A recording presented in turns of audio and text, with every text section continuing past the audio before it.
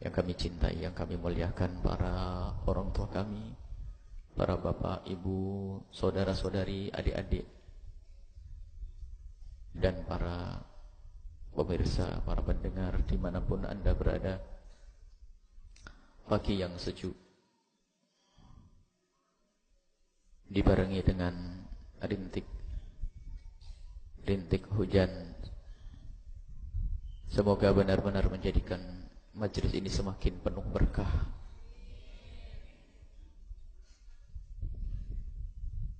Dan semoga meningkat dan menambahkan pahala. Tentu bersama adanya hujan ada sebagian dari yang hadir, khususnya yang terlambat, akan mendapatkan tempat yang tidak terlindung sehingga harus bersabar dengan air hujan. Dan semoga Allah mengangkat derajat kita semuanya, seperti Allah telah menurunkan hujan ke bumi lalu menyuburkan bumi dengan tanaman dan tumbuh-tumbuhan. Semoga Allah menyirami hati kita dengan rahmat, sehingga kita menjadi hamba-hamba yang saling mengasihi, saling mencintai karenanya. Sebelum kita melanjutkan bersama-sama membaca, merenungi, menghayati kitab Riyadhus Shalihin yang disusun oleh Al-Imam An-Nawawi rahimahullahu ta'ala tentang riwayat-riwayat dari Nabi sallallahu alaihi wasallam, beberapa menit akan kami gunakan untuk mengingatkan, dan ini sebagai tanda cinta kami untuk adik-adik kami, agar tidak tertipu dengan yang dikemas oleh hamba yang tidak pernah kenal Allah dengan kemasan yang serupa, yaitu kemasan cinta dan kasih sayang.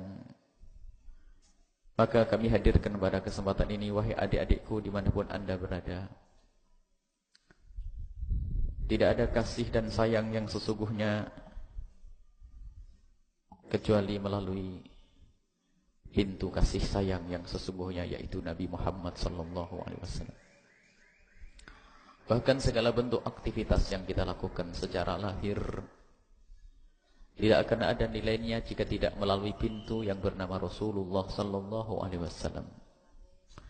Apalagi urusan batin yang akan dilihat oleh Allah. Urusan batin, kalau kita berbicara tentang cinta dan kasih, maka ketahuilah guru cinta dan guru kasih kita yang sesungguhnya adalah Nabi Muhammad sallallahu alaihi wasallam. Beliaulah yang membangun cinta di dalam diri dan keluarga dan masyarakat, dan kemudian membangun cinta di dunia hingga di akhirat. Bahkan dikabarkan oleh lidah beliau yang mulia dan suci bahwa orang-orang yang saling mencintai karena Allah kelak akan mendapatkan tempat yang istimewa di surga.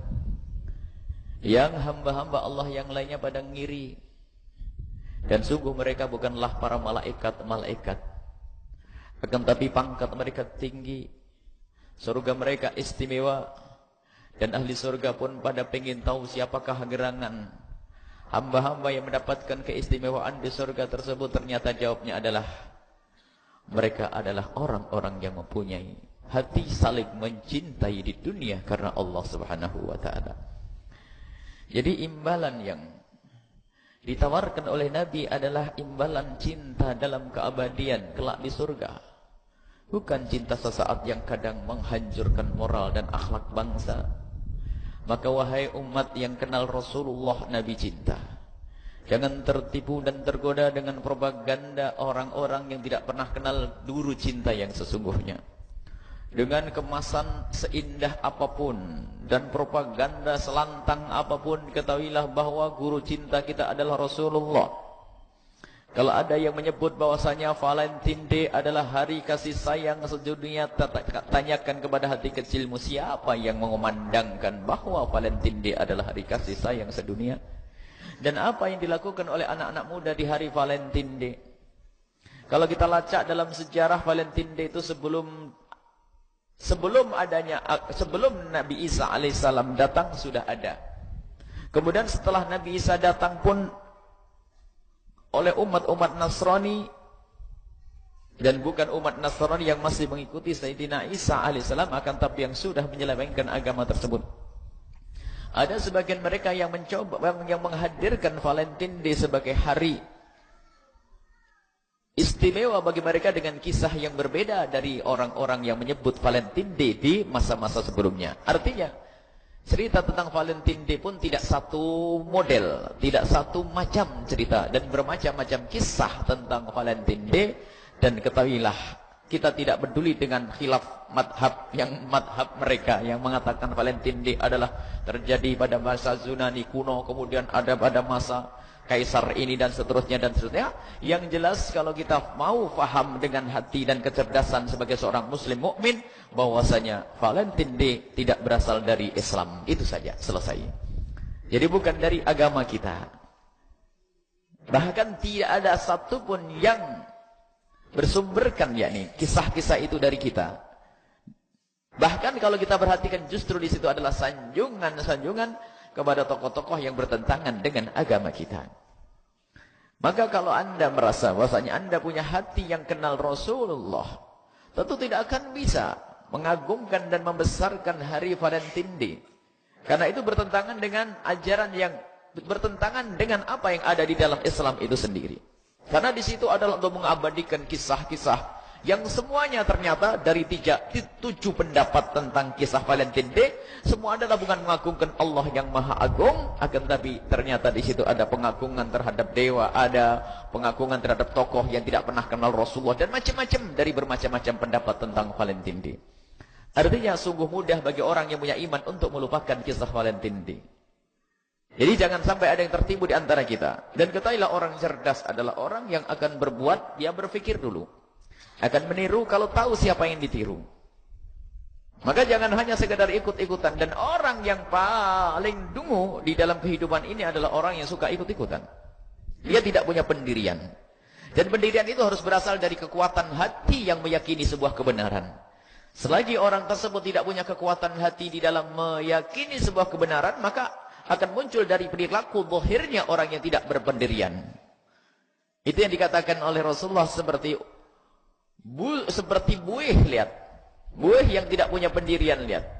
Terbawa angin ke sana dan kemari. Dan tidak ada artinya. Bahkan dikatakan orang muslim itu banyak, tapi seperti buih. Jadi tidak berbobot. Tidak ada nilainya. Siapa yang akan mengambil buih?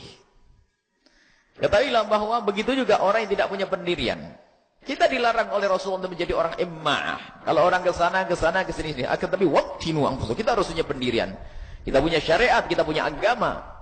Maka sungguh orang yang tidak cerdas, jika ternyata dia mengikuti sebuah tradisi tanpa dia tahu asal usul dan sebabnya. Maka wahai anak-anak muda, Anda harus tahu dari mana asal usul kisah Valentine misalnya. Anda baca kalau Anda bisa membaca. Yang menjadi masalah tidak membaca lalu ikut-ikutan. Mana kecerdasanmu sebagai anak muda yang katanya mengagungkan tentang kecerdasan, memuliakan tentang kecerdasan, oh bangga dengan kecerdasan, mana? Tidak cerdas lagi kalau ikut-ikutan. Sama juga yang pernah kami hadirkan di suatu tempat bahwasanya, kalau ada anak muda yang ternyata pakai kendaraan motor, kebut-kebutan di jalan raya, sehingga taruhannya adalah nyawa. Ini adalah orang paling dungu dan paling bodoh di dunia. Dan juga di akhirat. Bagaimana nyawa yang mahal ditaruhkan hanya untuk naik motor reng-reng-reng, disanjung oleh temannya, lalu ngebut dan sebagainya. Maka anak cerdas kita pengen punya gerombolan anak cerdas. Kebut-kebutan yang nggak benar. No, harus begitu dong. Karena anak muda ini bodoh ini. Cakap mereka paham. Sudah begitu katanya cerdas. Itu ikut-ikutan kebut-kebutan di motor sampai masuk rumah sakit mati. Taruhannya hanya sekedar disanjung jatuh. Wah ini paling berani. Dibilang paling berani tak sudah.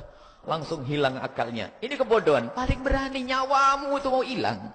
Sementara Islam menghargai yang namanya nyawa. 5 hal yang harus dihargai antaranya adalah nyawa. Ini contoh anak muda. Maka anak muda, wahai anak muda, adik-adikku yang ganteng-ganteng. Kalau Anda ikut-ikutan dengan rang-reng sepeda motornya, yang membahayakan tentang nyawa dan raga Anda, maka ketahuilah Anda harus berpikir bahwasanya Anda sudah tidak cerdas lagi. Apa yang dibanggakan dari Anda? Sehingga kalau untuk menghentikan hura-hura semacam itu, cukup disadarkan tentang makna kecerdasan. Lawang orang berjalan di tengah jalan saja dibilang bodoh, goblok kok. Coba ada orang berjalan di tengah jalan, nggak mau minggir. Semua orang bilang, goblok kamu jangan di tengah ketabrak mobil. Kenapa? Taruhannya nyawa. Loh ini mau buang-buang nyawa ini, lihat. Lebih bodoh dari orang yang berjalan di tengah jalan. Wahai anak muda yang cerdas, katakan kebut-kebutan sepeda motor no, karena itu adalah tingkah laku orang bodoh. Nah, kalau begini insya Allah besok gak ada yang naik reng-rengan motor-motoran. Anak cerdas itu begitu berpikir, nyawa ini sama Valentine Day itu aku ikut siapa? Jadi sungguh unik. Kalau kita hanya ikut-ikutan, tak tahunya ibunya juga jago ngaji, bapaknya juga jago ngaji nih. Kalau anaknya sudah tidak cerdas, kelihatannya tidak cerdasnya itu nurun dari bapak ibunya. Sudah ngaji masih dibiarkan anaknya Valentinan. Enak bener ini. Jadi lihat, tidak bisa mengikuti budaya-budaya semacam itu. Nah, kita tidak akan mengikuti. Jadi kita hindari itu semuanya. Di tanggal beberapa hari kemudian, 4 hari, 5 hari kemudian, itu biasanya orang merayakan dengan itu semuanya, dan merayakan Valentine Day dengan bermacam-macam cara. Biarpun dikemas dengan cara yang islami, akan tapi mengangkat syiar mereka pun menjadi tidak diperkenankan. Syiar orang yang tidak pernah sujud kepada Allah, syiar orang yang tidak pernah kenal Nabi Muhammad sallallahu alaihi wasallam. Dan ternyata gereja-gereja itu tidak semuanya setuju dengan Valentine Day. Bahkan itu adalah dusta atas nama agama. Lihat. Loh kenapa kok kita ikut-ikutan? Lihat, tidak lacak sejarah gereja-gereja itu. Bahkan dikeluarkan dulu sempat Valentine Day menjadi hari yang dibesarkan oleh masyarakat gereja sedunia. Akhirnya setelah itu dibatalkan. Kenapa? Karena memang kalau dilacak bukan dari asal-usul gereja juga. Jadi orang Kristen sendiri memperdebatkan inilah. Kok orang Islam anaknya ustadz ikut-ikutan. Ini kan unik. Ini yang perlu diantem dulu anaknya ustadz ini. Ini dari mana? Ini di kalangan Kristen sendiri mendebatkan masalah ini. Lah kok ikut-ikutan ini bagaimana? Jadi anak cerdas tidak akan ikut-ikutan yang demikian ini. Kita punya hari kasih sayang sedunia, yaitu hari bersambung dengan Nabi sallallahu alaihi wasallam. Maka ketahuilah jika Anda punya putra yang sambung dengan Nabi Muhammad, maka ia akan semakin bakti pada orang tua dan Anda yang diuntungkan. Kalau Anda punya suami yang kenal Rasulullah, dia akan semakin kasih dan sayang kepada istri Anda, istri yang diuntungkan. Kalau Anda punya seorang istri yang kenal Nabi Muhammad, dia akan lembut penuh kasih sayang kepada suami Anda, suami yang diuntungkan, dan seterusnya. Karena hakikat cinta adalah harus bersambung kepada Nabi Muhammad sallallahu alaihi wasallam, guru cinta, pendidik cinta. Dan dari itu dan dengan beliaulah kalau orang ingin belajar cinta. Maka inilah yang bisa kami hadirkan dalam muqaddimah ini, karena beberapa hari lagi orang heboh di sana sini ya. Valentine. Memang kalimat cinta itu kalimat indah. Kalimat yang paling indah didengar oleh telinga manusia adalah cinta. Wah, kalau sudah kalimat cinta dahsyat, indah. Nah, ini cinta dan kasih sayang. Semuanya rindu cinta dan kasih sayang. Biarpun banyak yang tertipu dengan cinta dan kasih sayang palsu. Lihat, kenapa terjerumus dalam zina, tertipu dengan cinta kasih sayang palsu, dan seterusnya. Kenapa sampai ada orang membiarkan suaminya tidak sholat bertahun-tahun? Karena tertipu dengan cinta dan kasih sayang palsu. Kemanapun seorang suami punya istri sudah 6 tahun atau 20 tahun, punya anak 5, nggak pernah sholat. Tak taunya tetap saja berjalan seperti itu. Karena tertipu dengan cinta dan kasih sayang palsu. Akan tapi cinta dan kasih sayang yang sesungguhnya adalah cinta dan kasih sayang yang gurunya adalah Nabi Muhammad, dan tujuannya adalah keindahan bukan saja di dunia, akan tapi keindahan dalam keabadian kelak di surga bersama Nabi Muhammad sallallahu alaihi wasallam. Inilah guru cinta kita adalah Rasulullah. Maka pengen belajar cinta dari Nabi Muhammad sallallahu alaihi wasallam. Baik, ini saja yang bisa kami hadirkan dalam muqaddimah ini. Dan insya Allah nanti untuk anak-anak muda, adik-adik putriku, kita akan ngobrol khusus nanti di acara waspadai virus merah jambu. Nah, merah jambu itu kan warna merah yang luntur. Merah yang luntur ya begitu tuh namanya, warna pink. Gambarnya hati yang terpanah. Ya, panah asmara. Itu adalah kisah-kisah yang seharusnya dihadirkan dalam sebuah rumah tangga yang indah. Kasih sayang yang sesungguhnya dalam suami istri. Dan insya Allah nanti untuk anak-anak muda kita akan mendiskusikan masalah itu, ngobrol jam nanti setelah acara ini di Islamic Center ya. Untuk spesial untuk yang muda-muda. Yang muda-muda. Yang muda saja. Yang tua tidak boleh. Jadi nanti dilihat semuanya di situ harus yang muda-muda semua. Yang tua selalu keluar. Baik ya, insya Allah. Ini saya ya, supaya anak-anak kita tuh punya pendirian, punya apa namanya, punya prinsip ya. Tidak pengen anak kita itu ke bawah sana, ke bawah sini. Dan sungguh dalam pergaulan itu sungguh mengerikan. Pergaulan itu luar biasa. Bahasa keakraban itu bisa menjerumuskan. Kenapa anak mabuk itu? Mula-mula tidak mau mabuk.